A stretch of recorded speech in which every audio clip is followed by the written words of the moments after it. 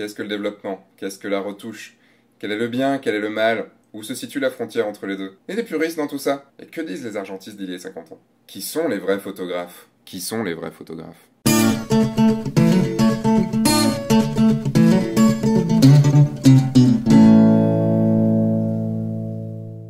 Bonjour et bienvenue dans ce nouvel épisode de F1.4. Je vous donne rendez-vous à la fin de l'épisode pour l'annonce des gagnants du concours 10 000.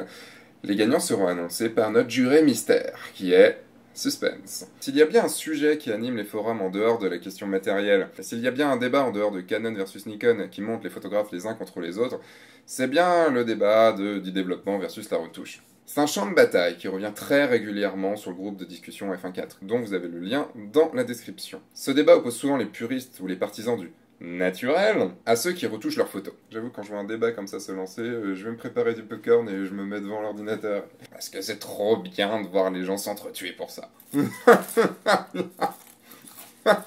bien de voir les gens s'entretuer. Où s'arrête le post-traitement et où commence la retouche? La réponse facile, mais tellement vraie. La frontière est différente pour chacun d'entre nous. Nous décidons d'où s'arrête le développement, nous décidons d'où commence la retouche. Nous avons tous nos standards, notre tolérance, notre éthique. Voilà, je vous ai donné la conclusion de l'épisode, on va pouvoir s'arrêter là. Maintenant, je laisse la place à notre juré mystère pour annoncer les gagnants du concours. Non mais c'est bon, je vais faire un vrai épisode, vous inquiétez pas. Si vous avez besoin d'une réponse plus concrète, voici la mienne. Tout ce que vous pouvez faire sur Lightroom, c'est du développement. Si vous avez besoin de plus et donc de passer par Photoshop, c'est de la retouche. À chacun sa frontière. Je vais vous expliquer la mienne, que je place en fonction des projets que je fais. Pour mes portraits, je veux quelque chose de naturel. Je veux que ça respire l'émotion, je veux que ça respire le vrai. Je considère que je ne fais que du développement sur ces photos-là. Même si mon process est assez long, puisque vous avez pu le voir, je l'ai expliqué dans plusieurs épisodes de F1.4, et qu'il passe par Photoshop. Il consiste à redessiner la lumière, travailler le contraste, la luminosité, la lecture de l'image. En bref, je rajoute ma patte. Et si je prenais beaucoup de temps, je pourrais tout à fait le faire en prise de vue. Je vous rappelle qu'en travaillant sa lumière à la prise de vue ou en plaçant mieux votre modèle, par exemple juste en avançant juste un tout petit peu son menton, on permet d'affiner le coup et d'enlever un certain double menton. On peut tout à fait lui changer son physique sans aucune retouche et sans aucune chirurgie. Je vous rappelle cette vidéo-là qui était passée il y a quelques mois, qui montre bien ce que la lumière peut changer sur un visage. Je n'irai jamais changer le physique de la personne car je photographie la personne. Je photographie telle qu'elle est. Quand je dis retoucher le physique, c'est via l'outil fluidité de Photoshop. En gros, je ne lui enlève que ce qui ne sera plus là dans 2 jours, 3 jours, 1 semaine. Genre des boutons, des cernes, lui rajouter de la poitrine si elle a prévu une opération chirurgicale d'augmentation mammaire, évidemment. Pour mes mises en scène ou mes photoshoppages, là, je passe dans un monde irréel. Je raconte une histoire avec des personnages qui sont joués par des modèles, et non pas des photos des modèles. Je considère que tout ce qui peut être mieux pour la photo doit être réalisé. S'il faut affiner la taille, pas de problème. S'il faut lui faire une main plus grande, pas de problème. S'il faut grossir, pas de problème. S'il faut rajouter des épaules, pas de problème. Certains d'entre vous vont dire, mais la personne n'est pas comme ça en vrai.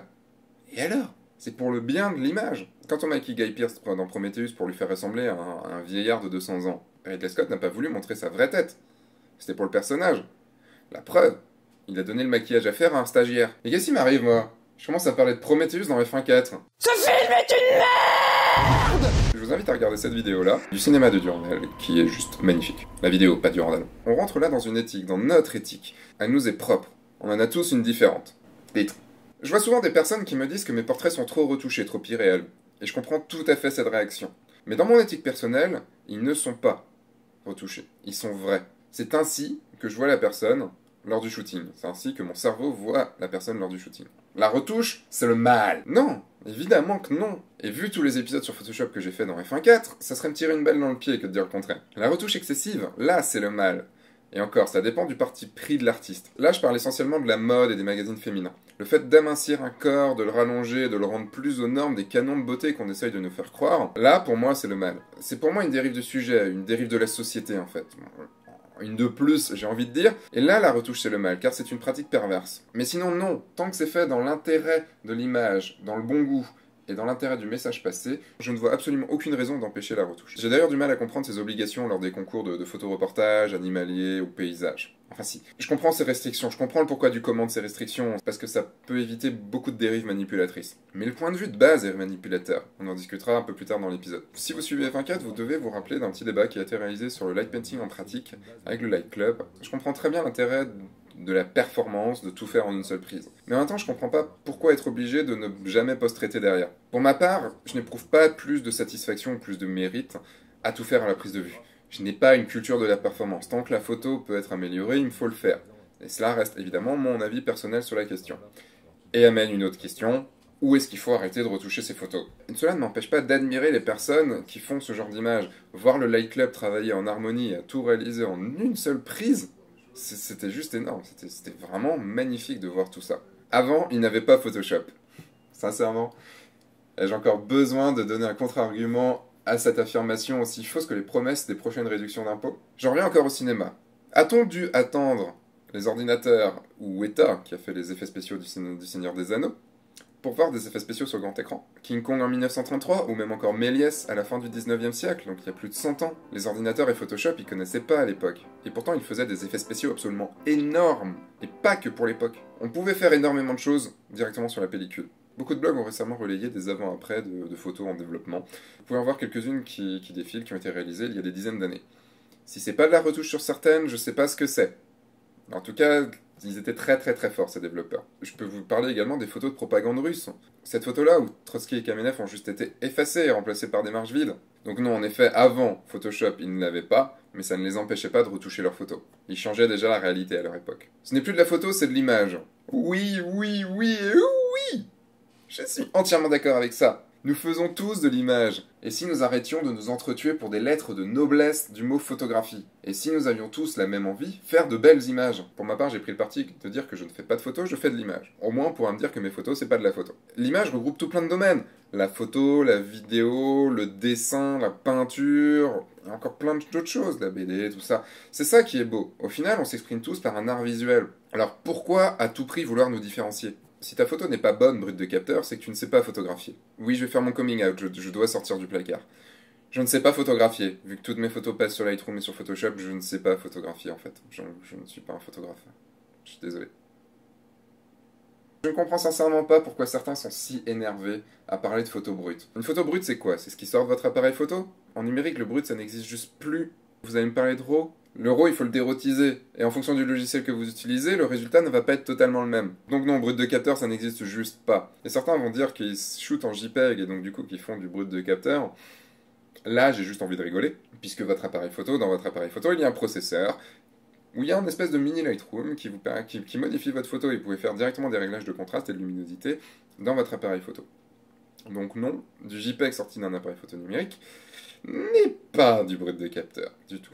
Et même en argentique, la façon dont vous développez votre photo, le temps que vous laissez dans le bac, va changer. Est-ce qu'il y a une méthode approuvée brut de capteur pour faire du développement? Bon, ok, il y a un endroit où le brut de capteur existe, pour moi, c'est le Polaroid. Ma théorie envers les puristes, c'est qu'ils sont totalement frustrés. Je pense qu'ils ne doivent juste pas savoir se servir de Lightroom et de Photoshop, ça va être tellement compliqué pour eux. Qu'ils ont pris le parti de dire que tout ce qui passe par Photoshop ou Lightroom, c'est le mal. Sinon, pourquoi tant de haine envers ceux qui passent leur cliché à la moulinette? Pourquoi? Je comprends pas. Vous n'avez pas mieux à faire de votre journée? Enfin, vous n'avez pas mieux à faire que de faire des belles photos? Que d'essayer de faire des belles photos? Une photo retouchée n'est pas réelle. Qu'est-ce que la réalité? On va pas partir dans un débat philosophique, j'ai pas l'intelligence ou la culture nécessaire pour. Mais nous avons tous notre réalité, nous avons tous notre vérité. J'ai envie de vous demander, une photo non retouchée, elle est réelle? Rien que dans la prise de vue, ne modifie-t-on déjà pas la réalité? À choisir un point de vue, un cadrage, un reflet, une lumière, fait sortir notre sujet de la réalité. On peut lui donner un sens tout à fait différent, changeant tous les paramètres dont je viens de parler. Pour ma part, je photographie pour m'exprimer, je sors de son contexte le réel, pour en extraire une émotion un instant captée et interprétée par mon cerveau.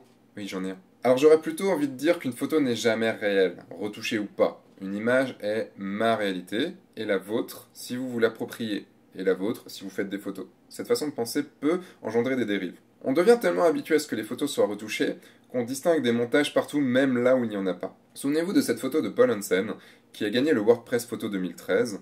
Beaucoup ont cru à de la retouche, voire même à du montage. On l'a dit tellement retouché au point de ressembler à une peinture, on l'a dit typique d'un usage abusif de Photoshop.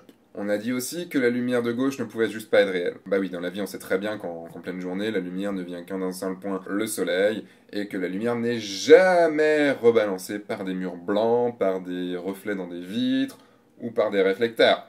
Jamais. Apparemment, sur cette photo, il y avait un mur blanc qui ramenait de la lumière. Après contre-analyse de cette photo, ils ont bien dû avouer que ce n'était pas un montage, mais qu'elle a juste été retouchée en contraste, colorimétrie et luminosité. Enfin bref, perso, moi je m'en fous, cette photo est ultra forte, qu'elle soit en montage ou pas, elle me fait ressentir des émotions. La question revient sur l'éthique du photographe et à votre aptitude de vouloir lui faire confiance ou pas. Voilà, c'est tout ce que j'avais à dire à peu près sur cet épisode. La conclusion, je vous l'ai donnée dès l'introduction, donc j'ai pas besoin de la refaire.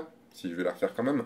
Vous l'aurez compris que mon avis penche évidemment du côté retouche. Mais en même temps, retouche, post-traitement, photo-image, on s'en fout. Faites ce qui vous fait plaisir. Faites ce dont vous avez besoin pour exprimer ce que vous avez dans la tête, ce que vous avez dans le cœur. Toutes les pratiques sont admissibles. Oui, même celles que je qualifie de mauvaises. Tant que vous savez pourquoi vous le faites, et tant que vous savez que vous ne le faites pas de façon simpliste.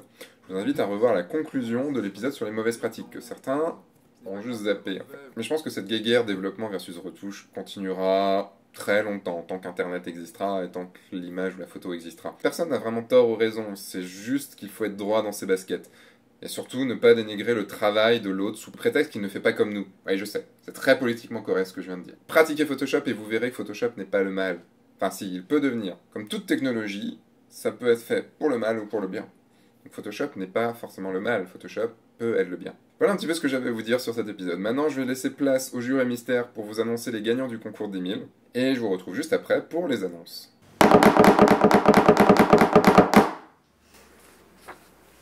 Tadam! Alors, les 3 gagnants du big épisode sont Denis Roche, Arnaud Indiana et HH. Le deuxième prix est Alix Media, qui gagne donc un t-shirt à ta taille et un very big épisode. Et le premier prix revient à Ansel Serre, qui gagne une place pour un workshop portrait. Donc vous allez recevoir un petit mail de la part de Sébastien avec tous les cadeaux dedans. Voilà. Bravo aux 5 gagnants, c'était vraiment top ce que vous avez fait. Merci à tous les autres participants. C'était le dernier épisode de la saison 2 de F1 4. Je vous retrouve la semaine prochaine pour le lancement de la saison 2 de Au Coin de Fun 4. Et cette saison 2 de Au Coin de Fun 4 va être sous le signe de la critique. Dans le premier épisode, je vais vous faire un retour sur des participations que j'ai eues sur le concours 10 000, vous dire pourquoi oui, pourquoi non. Et les épisodes d'après, je vous invite à m'envoyer l'adresse de votre book si vous souhaitez que je vous donne mon avis sur votre book dans un épisode de F1 4, donc aux yeux de tout le monde. Je vous rappelle que ça va être aux yeux de tout le monde. Si vous envoyez votre book, vous acceptez que je puisse dire tout ce que je pense sur votre book. Même ce que j'aime pas, et surtout ce que j'aime pas. Si vous regardez cet épisode ce soir, vous avez jusqu'à minuit pour pouvoir acheter les big épisodes en promotion. Sinon, bah tant pis pour vous. Vous devez les acheter plein pot, ou alors attendre la prochaine promotion qui arrivera je ne sais pas quand. Je vous invite également, si vous le souhaitez, à vous inscrire au workshop portrait. Le 20 septembre à Lyon, en octobre en Martinique, le 29 novembre à Charleroi, et le 7 décembre à Rochefort. D'autres viendront entre-temps. Enfin, je vous souhaite de très bonnes vacances si vous avez des vacances. Mais si vous êtes photographe, logiquement, vous allez avoir plein de mariages, et donc logiquement, vous n'allez pas avoir de vacances. Donc je vous souhaite bon mariage. Je vous dis à la saison prochaine pour un nouvel épisode de F1 4, et à la semaine prochaine pour un nouvel épisode de Au Coin de Fun 4.